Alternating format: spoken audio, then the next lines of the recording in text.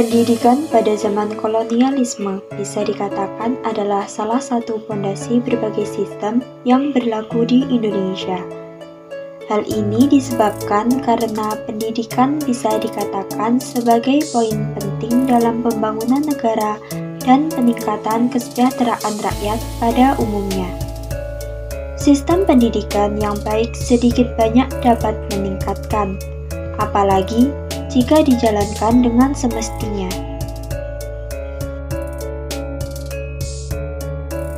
Memasuki abad ke-16, bangsa Portugis datang ke Indonesia. Selain menyebarkan agama, ternyata mereka juga mendirikan sekolah yang bertujuan memberikan pendidikan baca, tulis, dan hitung sekaligus untuk mempermudah penyebaran agama.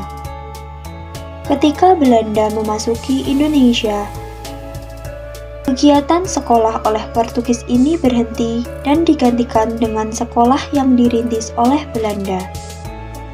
Memasuki abad ke-19, Belanda mulai mendirikan sekolah untuk penduduk Indonesia di setiap ibu kota karisidenan, karena pada masa itu, Gubernur Jenderal Hindia Belanda Van den Bosch membutuhkan banyak tenaga ahli untuk tanam paksa. Namun, saat itu pelajar hanya boleh berasal dari kalangan bangsawan. Ketika era tanam paksa berakhir, beberapa sekolah Belanda mulai menerima pelajar dari berbagai kalangan. Perkembangan pendidikan di Indonesia menjadi lebih progresif ketika memasuki tahun 1901. Waktu itu, Van Deventer yang menjabat sebagai Gubernur Jenderal Hindia Belanda menerapkan politik etis dengan moto De Ereskool, yang artinya hutang kehormatan. Pada masa kolonial tersebut, terdapat 3 jenjang pendidikan, yaitu 1. Sekolah tingkat rendah atau setingkat SD. Sekolah tingkat rendah ini diantaranya yaitu Sekolah Rakyat atau SR, dengan muridnya paling tidak adalah anak kepala desa. Selanjutnya, HIS, muridnya berasal dari orang-orang pribumi kalangan tertentu. Dan ELS, muridnya adalah anak-anak Belanda, Eropa, Timur Asing, dan bangsawan tinggi. 2. Sekolah menengah. Sekolah menengah dibagi menjadi sekolah menengah pertama dan sekolah menengah atas. Sekolah menengah pertama yaitu MULO.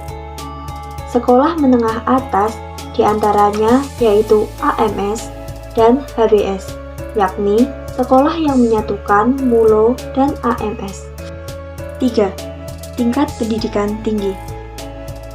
Sekolah pada tingkat pendidikan tinggi diantaranya Sekolah Teknik Tinggi Bandung STB atau THS, Sekolah Kedokteran Stovia, dan Sekolah Hukum RHS.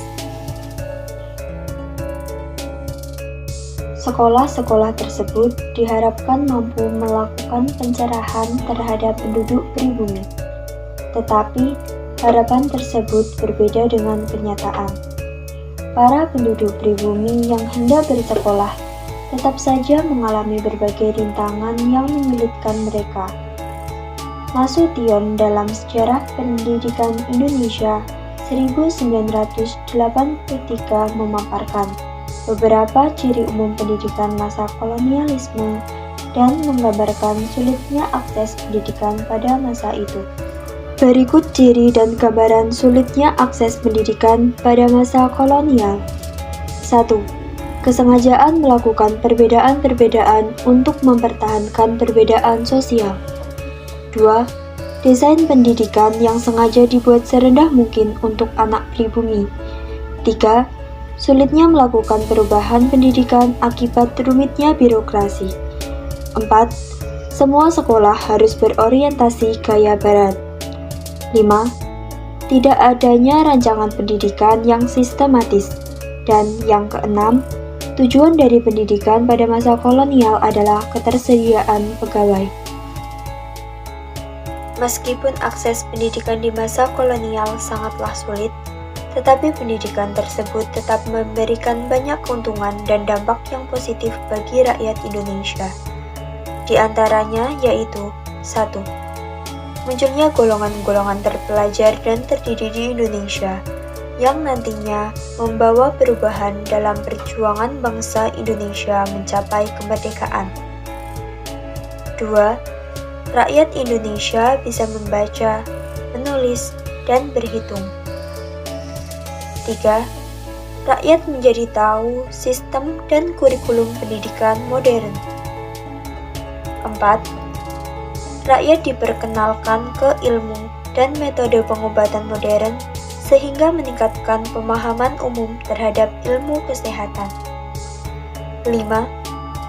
Rakyat diberikan pendidikan dasar dan menengah atau kejuruan yang memberikan mereka kemampuan dasar agar bisa berkontribusi bagi pemerintah kolonial dan atau Republik Indonesia pasca kemerdekaan. Dan yang keenam, rakyat Indonesia menjadi tahu perkembangan yang terjadi di dunia luar.